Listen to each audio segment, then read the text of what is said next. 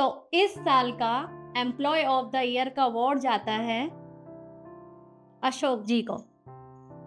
अशोक जी, आपको बहुत बहुत मुबारक हो। ये लीजिए आपका अवार्ड और ये 50,000 रुपए।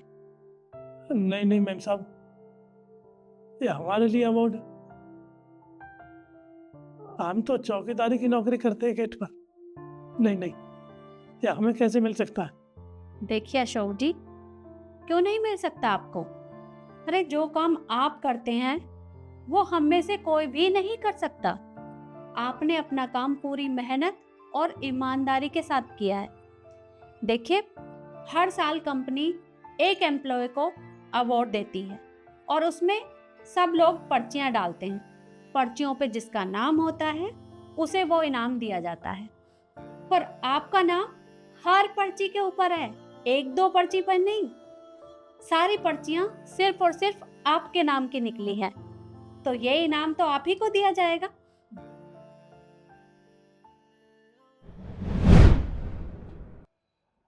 काका, नमस्कार सर। क्या हुआ? मैं काफ़ी दिनों से देख रहा हूँ आप यहाँ उदास बैठे रहते हो। सब कुछ ठीक तो है? कोई बात है? नहीं साहब, ऐसी कोई बात नहीं है, सब ठीक है। देखिए, आपके चेहरे से साफ पता चल रहा है आप ज़रूर कोई बात छुपा रहे हैं जिसकी वजह से आप बहुत ज़्यादा परेशान हैं। आप मुझे बता सकते हैं? बता दिया ना साहब, सब सही है, ठीक है। देखिए काका, आप इतने सालों से हमारे यहाँ काम कर रहे हैं और हम एक फैमिली की तरह ही तो हैं। अगर आप मुझे नहीं बताएंगे कि आपके साथ क्या प्रॉब्लम है तो मुझे पता नहीं चलेगा। अरे मैं भी तो आपका अपना हूँ ना। आप बताइए बात क्या है? बेटा के बारे में सोच रहा था साहब। वो एडमिशन देना था कॉलेज में। एडमिशन के लिए 42,000 रुपये चाहिए थे। मैं कहाँ से लाऊं पैसे? अब ये साल भर खराब हो जाएगा अगर पैसे नहीं मिले तो। बस यही सोच सोच कर परेशान था। क्या 42,000 रुपये एडमिशन के लिए? काका, इतने पैसे तो मेरे पास भी नहीं है फिलहाल। हाँ, मैं 15,000 रुपये आपको दे सकता हूँ। नहीं नहीं साहब, मैं आपसे ये नहीं कह रहा था आप पैसे दो। बस आप तो इतना ही बहुत है, आपने पूछ लिया बस। अरे आप आराम से लौटा देना, मैं आपसे अभी नहीं मांग रहा। नहीं बोल दिया ना साहब, तो इतना ही बहुत है, मैं कह रहा था ना। नहीं नहीं, अब मेरी इतनी गुंजाइश नहीं है। वो 42,000 रुपये मैं तो अपनी तनख्वाह में से ही कर लेता था, अपनी नौकरी में से ही कर लेता था। सब पढ़ाई वढ़ाई का खर्चा, इतना बड़ा खर्चा उठाना मेरे बस की बात नहीं। बस रहने दीजिए साहब, आपने बोल दिया ना, मेरे लिए इतना ही बहुत है बस। ठीक है। यार गाइस, तुमने एक बात नोटिस की है? काका बहुत चुप चुप नहीं रहने लगे हैं।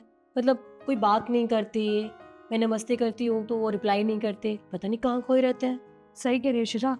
पता है, कई बार लंच ले लाती हूँ मैं घर से तो काका को बोलती हूँ कि बाहर से कुछ ले आना, कोई सवाल जवाब ही नहीं करते। जो मैं कह देती हूँ वो चुपचाप कर लेते हैं, ना बात करते हैं ना नमस्ते का रिप्लाई करते हैं। पता नहीं क्या हो गया उन्हें। हाँ यार, तुम लोग ठीक बोल रहे हो। मैंने भी कई बार देखा है कि वो कुछ रिप्लाई भी नहीं करते, ऊपर से वो बहुत शांत रहने लग गए हैं।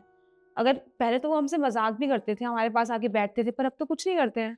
पहले से बहुत चेंज है उनमें, पता नहीं क्या हो गया है। तुम लोग ठीक कह रहे हो गाइस, काका के साथ प्रॉब्लम तो है।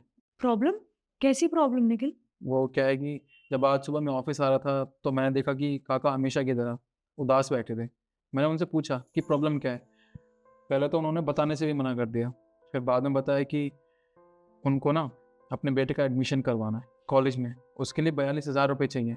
तो उन्होंने अब तक तो अपनी सैलरी में से अपने बेटे को पढ़ा लिया, 12th करवा ली, बट जब अब कॉलेज में एडमिशन करवाना है तो उनके पास इतने पैसे नहीं हो पा रहे। मैंने उनसे कहा भी कि मेरे पास ज़्यादा पैसे तो नहीं है, फिलहाल मैं 15,000 रुपये दे सकता हूँ, पर वो भी उन्होंने लेने से मना कर दिया। तो 42,000 रुपए की तो बात है, तू 15 दे रहा है, हम 3 लोग 10-10 हजार रुपए भी देंगे तो 45,000 हो गए। तो एक काम करना, दे दे उन्हें पैसे। Good idea. गाइस, वो बहुत खुददार है, वो हमसे ऐसे पैसे नहीं लेंगे। और ऐसे तो हम उनकी मदद नहीं कर पाएंगे फिर। पर हमें उनकी मदद करनी चाहिए। मेरे पास एक आइडिया है। क्या? हर साल हम लोगों को एम्प्लॉय ऑफ द ईयर का अवार्ड तो मिलता ही है, तो मैं सोचा था कि इस बार क्यों ना उनके नाम की पर्ची हम सब डाल दें और उनका ही नाम हर पर्ची में होगा। इससे क्या होगा कि उनको अवार्ड भी मिल जाएगा और पैसे भी मिल जाएंगे। ये सही है। हाँ, और इससे क्या होगा कि उनको ये नहीं लगेगा कि हम उनकी मदद कर रहे हैं, उन पे एहसान कर रहे हैं। उनको लगेगा कि वो इस बार सेलेक्ट हुए हैं, तो वो खुश हो जाएँगे। हाँ यार, ये अच्छा आइडिया है। इससे उनकी हेल्प भी हो जाएगी, उनकी खुददारी भी बच जाएगी। ये सही आइडिया है, ऐसे ही करेंगे हम सब।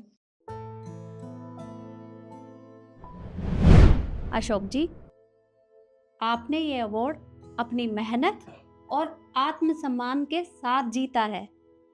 देखिए, आप मुसीबत में थे, आपको मदद की ज़रूरत थी, लेकिन आपने किसी से मदद नहीं मांगी। जो लोग आपकी मदद करना चाहते थे, आपने उन्हें भी मना कर दिया। ये होती है ईमानदारी, और आपने अपना सारा काम ईमानदारी से किया है। मुझे आपकी मेहनत के ऊपर पूरा भरोसा है। तो ये इनाम आपके लिए, ये लीजिए। देखिए, ये कोई इनाम नहीं है, ये आपका आत्मसम्मान है जो आपने खुद अपनी मेहनत के दम पर जीता है। ये कोई दया या भीख नहीं है। ये लीजिए आप।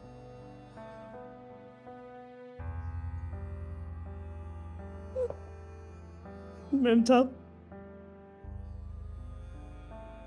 ये इतना बड़ा अवार्ड एक इतना बड़ा आत्मसम्मान के रूप में बनकर आएगा, हमने कभी नहीं सोचा था।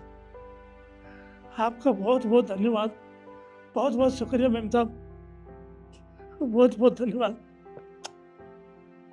देखिए अशोक जी, ऐसी कोई बात नहीं है।